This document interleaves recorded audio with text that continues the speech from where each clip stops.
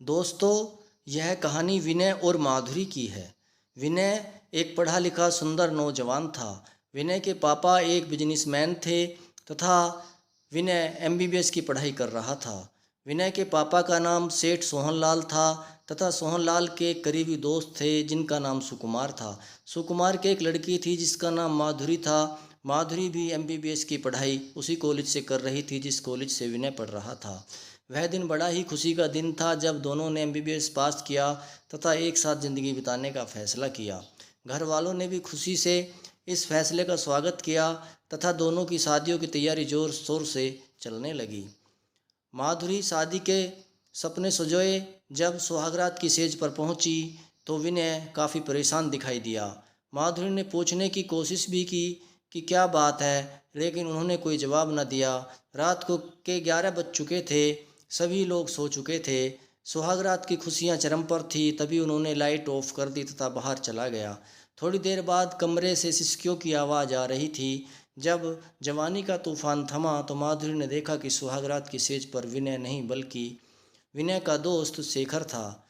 क्योंकि रात के अंधेरे में माधुरी कुछ समझ ना पाई, किंतु अब माधुरी के पैरों के नीचे की ज़मीन खिसक चुकी थी। वह अपने आप को लुटा हुआ महसूस कर रही थी। उसकी समझ में यह नहीं आ रहा था कि आखिर में विनय ने ऐसा क्यों किया। ऐसी कौन सी मजबूरी थी जिसकी वजह से उसने अपनी पत्नी की सुहागरात की पहली रात को ही अपने दोस्त के नाम कर दिया। और उसे यह भी समझ न आ रहा था कि उसने यह सब कैसे कर लिया। वह क्यों विनय को पहचान ना पाई। माधुरी को समझ नहीं आ रहा था कि इस बात को किस प्रकार घर वालों से अपने पापा से कहे। इसलिए उसने निर्णय लिया कि मैं विनय से ही इस बारे में सारी बात करूंगी। सुबह जब विनय माधुरी के कमरे में गया तो माधुरी का चेहरा तमतमा रहा था। गुस्से में उसकी आंखें लाल थी और वह मानो कहना चाह रही थी कि मैं माधुरी नहीं, आज दुर्गा हूँ। माधुरी विनय के कमरे में आते ही विनय पर बरस पड़ी, सवालों की बौछार शुरू कर दी। विनय को मानो सांप सूंघ गया हो। वह निश्चित मौन शांत खड़ा रहा। उसकी आंखों में बेबसी साफ दिखाई दे रही थी। माधुरी ने कहा कि आपने ऐसा क्यों किया? अपनी पत्नी को ही दोस्त के हवाले कर दिया। विनय की आंखों से आंसू बह रहे थे लेकिन वह कोई जवाब ना दे सका। सिर्फ इतना कहा कि मैं तुम्हें धोखा नहीं देना चाहता और वक्त आने पर मैं आपको सारी बात बता दूंगा। लेकिन माधुरी का किस्सा सातवें आसमान पर था। ऐसी स्थिति में विनय ने कमरे से निकलना ही उचित समझा और अपने पापा के कमरे में आ गया। 10 बजे होंगे।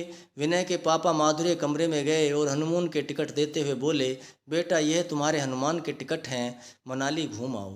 माधुरी ने सोचा कि चलो यहाँ कुछ बात करूँगी तो हो सकता है मेरे मम्मी पापा को पता चल जाए, वह क्या सोचेंगे। इसलिए माधुरी ने विनय से अकेले में निपटने का निश्चय किया तथा दोनों मनाली के लिए निकल चले।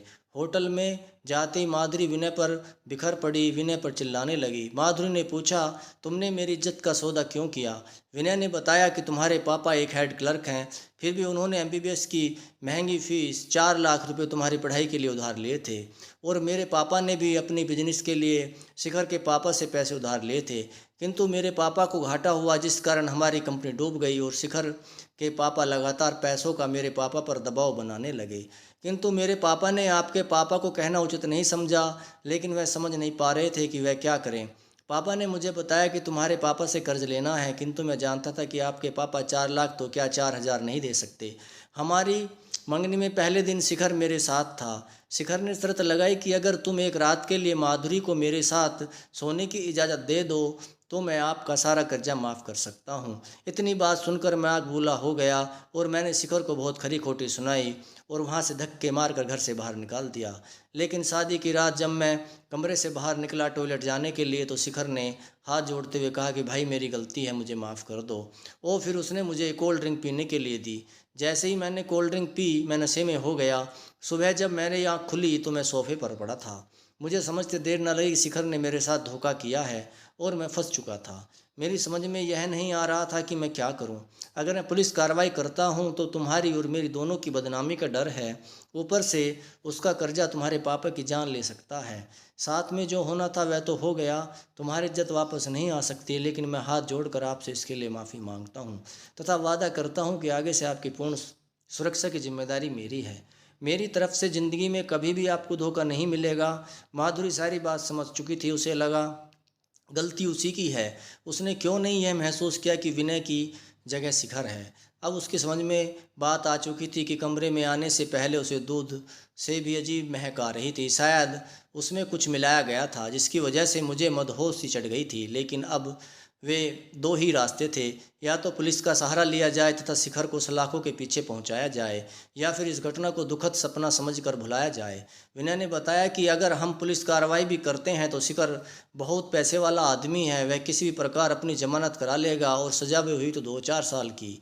किंतु उसका जो 4 लाख रुपए आपके पापा पर कर्जा है तथा मेरे पापा ने बिजनेस के मामले में उससे कर्जा ले रखा है, हम लोग पटरी पर आ जाएंगे। हो सकता है आपके पापा को आत्महत्या कर लें।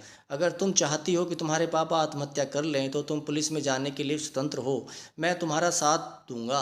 माधुरी का सिर घूम रहा था, उसे समझ नहीं आ रहा था मैं क्या करूं। ऐसे में उसने विनय की बात मानने का फैसला किया। घटना को एक बुरी घटना, एक बुरा सपना समझकर भुला जाने में ही अपनी भलाई समझी। साथ में माधुरी ने विनय से वादा किया कि वह भविष्य में शिखर या उसके परिवार से किसी प्रकार का मतलब न रखेगा तथा इस घटना को परिवार के किसी भी सदस्य के साथ शेयर न करे। इसी में हमारी इज्जत और इसी में भलाई है। लेकिन माधुरी के अंदर दंश पनप रहा था। उसके मन में शिखर से बदला लेने की भावना रह रहकर उठ रही थी। अतः उसने फैसला किया कि वह इसका बदला अवश्य लेगी। दोस्तों, माधुरी ने शिखर से किस प्रकार अपने पर किए जुल्म तथा अपने पति के साथ किए गए धोखे का बदला लिया, जाने मेरी कहानी के दूसरे भाग में। धन्यवाद।